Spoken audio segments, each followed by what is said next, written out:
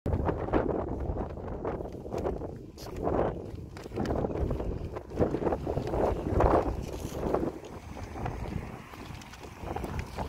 guys!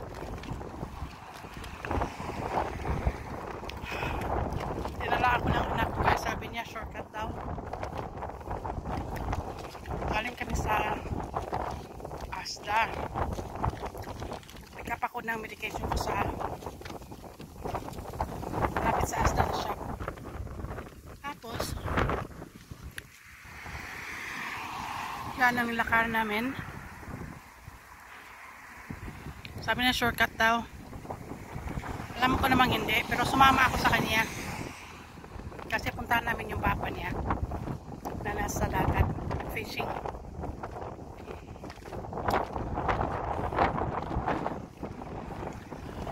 First time ko dumaan dito. Pero nakapunta na ako dito. Siyempre, nandyan yung flat namin guys. Yan, makita ninyo. Nandyan ang flat namin. Pero, yan. Tapos, my school. Mahangin guys. Mahangin siya. My school malapit sa flat. Yan, school yan.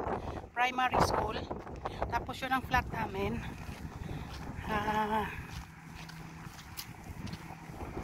Yun ang flat namin guys.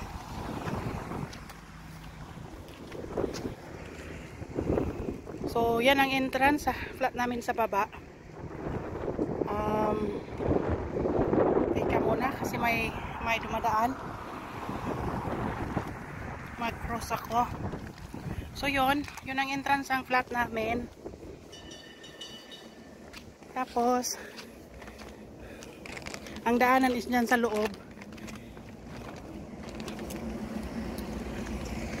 Ito yung mga flat. Ito ay mga flats sa marina guys.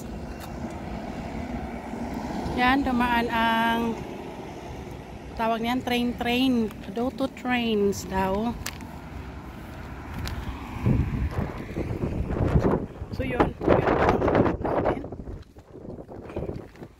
Pero may nakatira doon guys. Matagal na siya nakatira doon. Siguro mga 8 years na. Bigat ng dinala ko. Sabi ng anak ko, hindi daw malayo. Malayo naman. Namili kami ng cook food na sa Asda. Like lechon manok, lechon wings, cook sa oven. Yan, marami lahat ito guys, mga flat. May bahay din, yun mga bahay ito. Yan. So, ito ang daanan papunta sa flat namin hanggang doon paliko.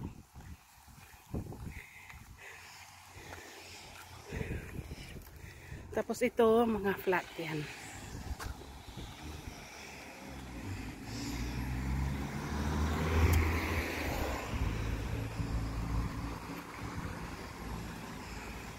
Come walk with me, come walk with me.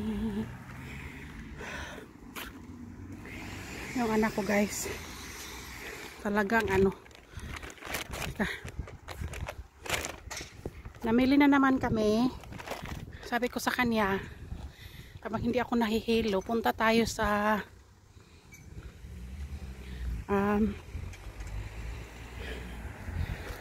Crumbles ang tawag doon, yung maraming mga shop. Hello. Namili kami ng gamitin namin sa camping yan. Flat yan guys until doon. Flats at saka mga bahay. Yan. Dagat na sa malapit lang. May bus na daan dito, 5A.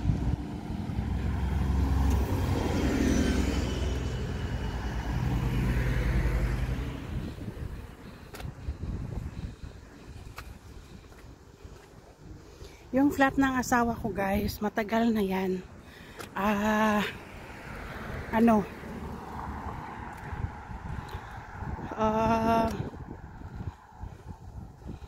20 years na kami plus. So siguro 30 years ago, no, 20 plus 10 4,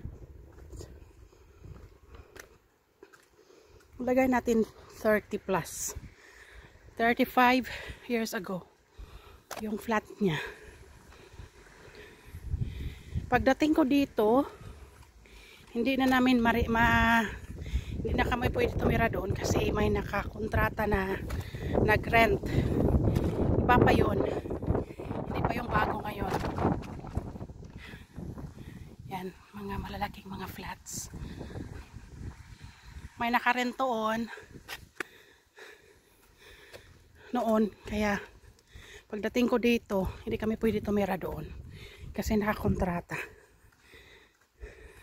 May pusa guys, natutulog sa bintana sa loob ng bahay, malapit sa bintana. So, bago ako dumating sa England, nakabili na siya ng ibang bagong bahay. Maliit lang na bahay. Yun ang tinitirahan namin ngayon. Until now, doon kami tumira. Tingnan mo itong ginawa ng anak ko. Hindi ito shortcut sa akin guys. Hindi ito shortcut. Okay lang naman sana, kaso meron akong dala.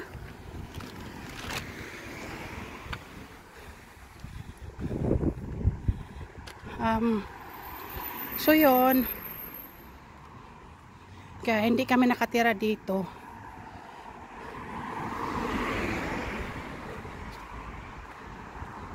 Sa ibang area kami nakatira, yung nabilhan niya nakabili siya ng bahay.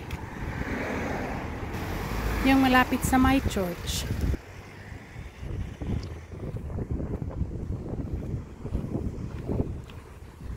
So yun, ganito kalayo ang binalakaran namin. Malapit-lapit na din sa dagat. Malapit na din sa dagat guys, kasi pero tingnan mga bulaklak guys, ang ganda. Ang ganda. Diba? Yan, mga flats lahat yan.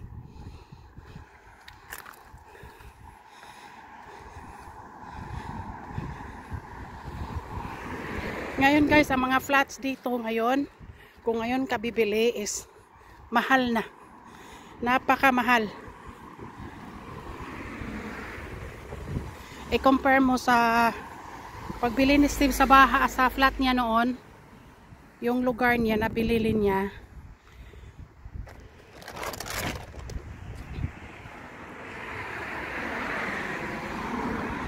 Mas mura-mura pa yan noon, ngayon mahal na talaga.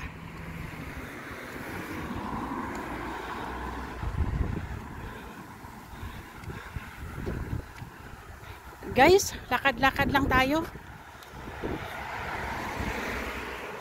Just come and walk with me.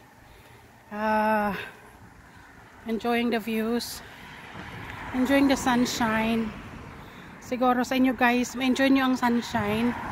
Sa akin, okay lang naman. Pero, hindi pa kaya.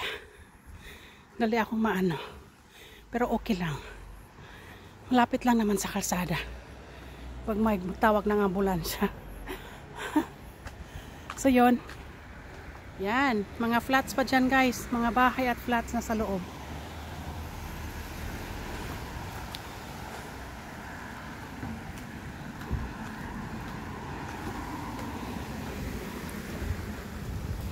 Pag doon kami sa flat nakatira, yung kanina tinuro ko, is malapit talaga kami sa dagat.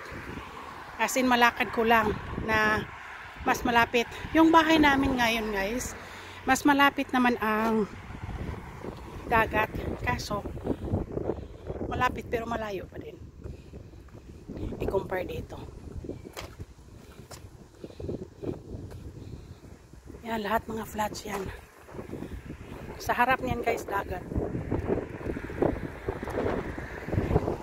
Diyan na ang magandang dagat saka swimming pool. Maganda lakaran dito sa gabi.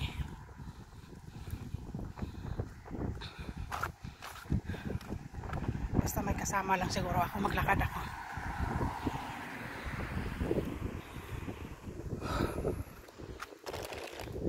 Exchange places na naman ang plastic sa bag ko guys, kasi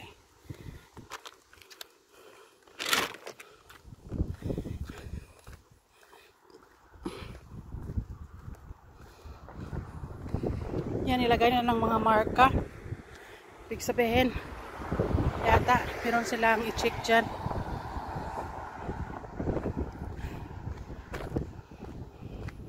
Papunta na naman sa laing ibang area na flats. Mga flats dito guys, may iba't ibang name.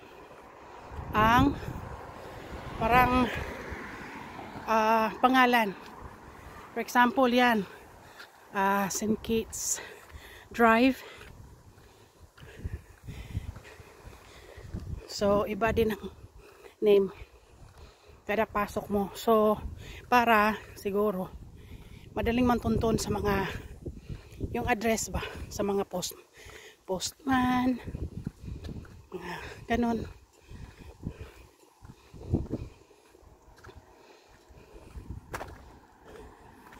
Yan. Mga flats yan guys. Yan ang nilakad ko doon. So yan, mga flats lahat yan. Yan.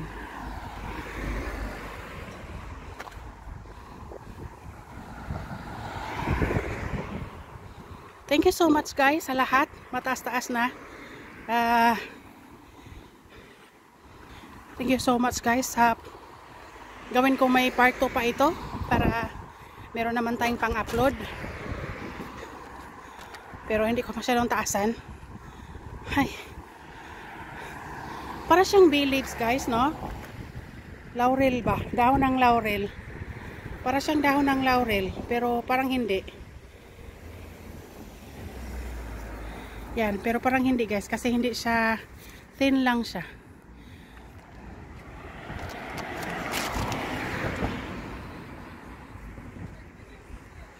Continue lang ang lakad natin.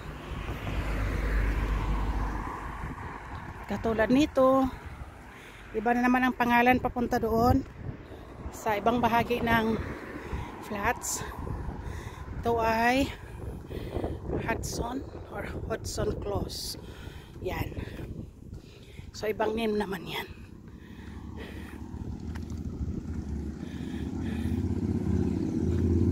Yan, mga flats. Mga bahay na yan guys. Yan bahay.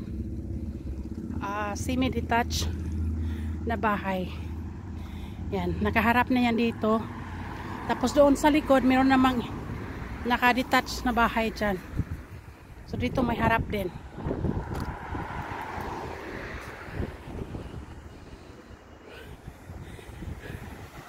Thank you so much guys.